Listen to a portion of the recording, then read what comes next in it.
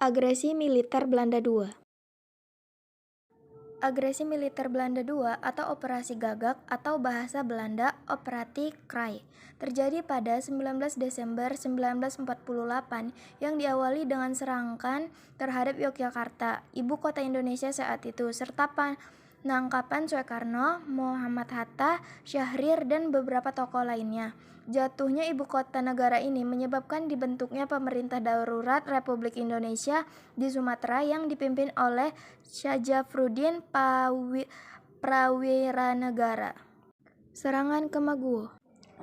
Tanggal 18 Desember 1948 pukul 23.30, siaran radio Selang dari Jakarta menyebutkan bahwa esok paginya Wakil Tinggi Mahkota Belanda, Dr. Bell, akan mengucapkan pidato yang penting. Sementara itu, Jenderal Spoor yang telah berbulan-bulan mempersiapkan rencana pemusnahan TNI memberikan instruksi kepada semua tentara Belanda di Jawa dan Sumatera untuk memulai penyerangan terhadap kubu Republik. Operasi tersebut dikata Operasi Kraai. Pukul 2.00 pagi, para kompen atau pasukan para pertama KST di Andir mendapat parasit mereka dan mulai memuat ke 16 pesawat transportasi, dan pukul 3.30 dilaksanakan briefing terakhir. Pukul 3.45 Mayor Jenderal Inglis tiba di Bandara Udara Andir disertai oleh Jenderal Spoor. 15 menit selanjutnya, dia melaksanakan inspeksi dan mengucapkan pidato singkat. Pukul 4.20 pasukan elit KST di bawah pimpinan Kapten Eickhout naik ke pesawat, dan pukul 4.30 pesawat Dakota pertama tinggal landas. Rute penerbangan ke arah timur menuju Maguwo diambil menempuh Lautan Hindia.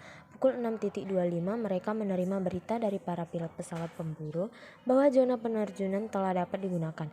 Pukul 6.45 pasukan para mulai diterjunkan di Maguwo. Serangan terhadap kota Yogyakarta juga dimulai dengan pemboman serta menerjunkan pasukan payung di kota.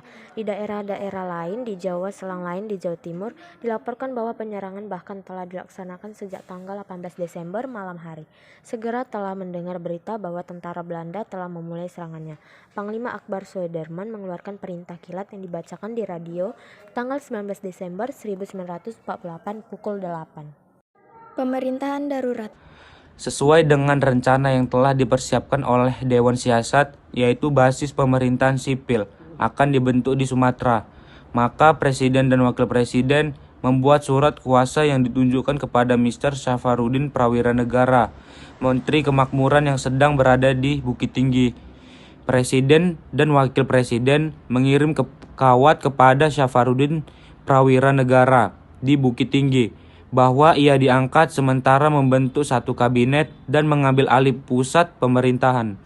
Pemerintahan Syafruddin ini kemudian dikenal dengan Pemerintahan Darurat Republik Indonesia.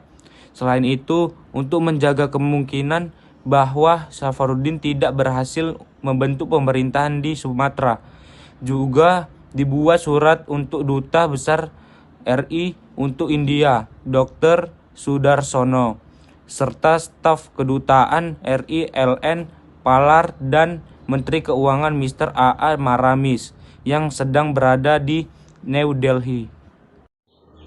Pada 21 Desember 1948, keempat menteri tersebut mengadakan rapat dan hasilnya disampaikan kepada seluruh gubernur militer 1, 2, dan 3, seluruh gubernur sipil dan presiden di Jawa, bahwa pemerintah pusat diserahkan kepada 3 orang menteri, yaitu Menteri Dalam Negeri, Menteri Kehakiman, dan Menteri Perhubungan. Pengasingan pemerintah Republik. Pada pukul 7 WIB tanggal 22 Desember 1948, Kolonel Dr.A. Faslangen memerintahkan para pemimpin Republik untuk berangkat ke Pelabuhan Udara Yogyakarta untuk diterbangkan tanpa tujuan yang jelas.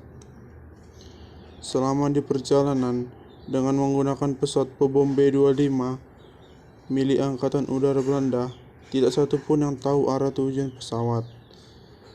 Pilot mengetahui arah setelah membuka surat perintah di dalam pesawat.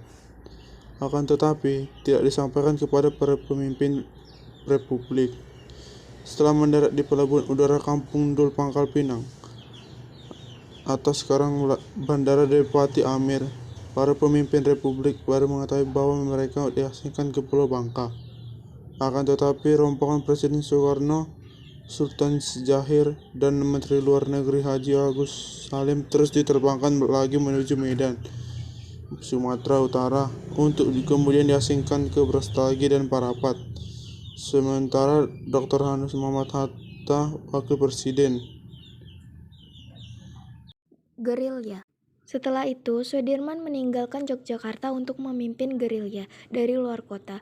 Perjalanan bergerilya selama 8 bulan ditempuh kurang lebih 1000 km di daerah Jawa Tengah dan Jawa Timur. Tidak jarang Sudirman harus ditandu atau digendong karena dalam keadaan sakit keras. Setelah berpindah-pindah dari beberapa desa, rombongan Sudirman kembali ke Yogyakarta pada tanggal 10 Juni 1949.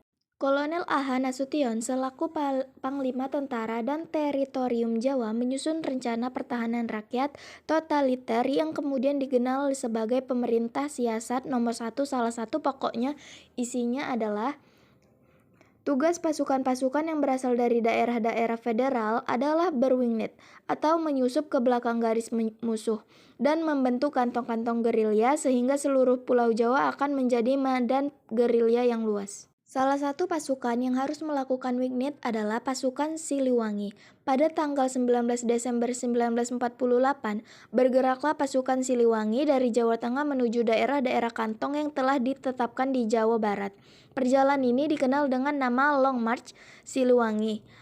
Perjalanan yang jauh, menyeberangi sungai, mendaki gunung, menuruni lembah, melawan rasa lapar dan letih, dibayangi bahaya serangan musuh. Sesampainya di Jawa Barat, terpaksa pula menghadapi gerombolan DI atau TEI.